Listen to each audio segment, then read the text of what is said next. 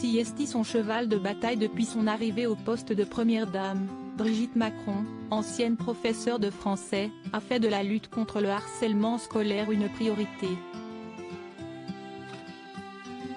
Et ce 10 novembre, à l'occasion de la journée dédiée à ce combat, elle a tenu à venir l'évoquer dans l'émission Télématin, où elle était l'invitée spéciale de Julia Vignali.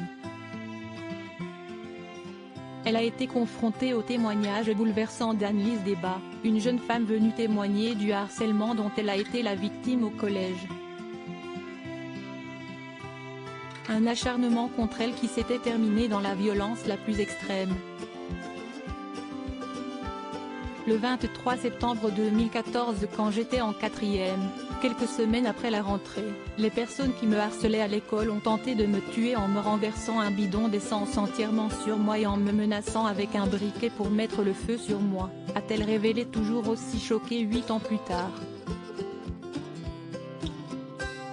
L'émotion de Brigitte Macron face caméra en écoutant celle qui a expliqué avoir littéralement vu la mort sous les yeux, la femme d'Emmanuel Macron, également mère de 3 enfants, Sébastien, 47 ans, Laurence, 45 ans, et Tiffaine, 38 ans, et 7 fois grand-mère, a été saisie par l'émotion.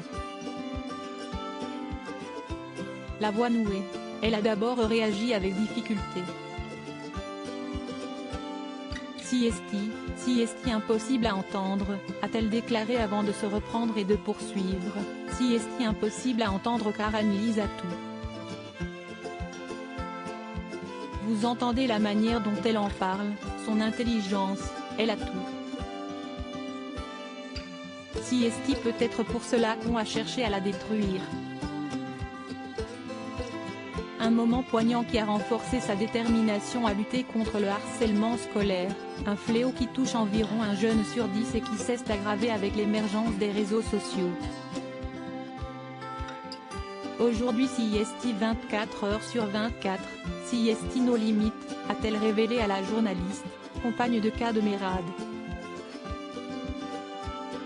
On ne sait pas jusqu'où ça va.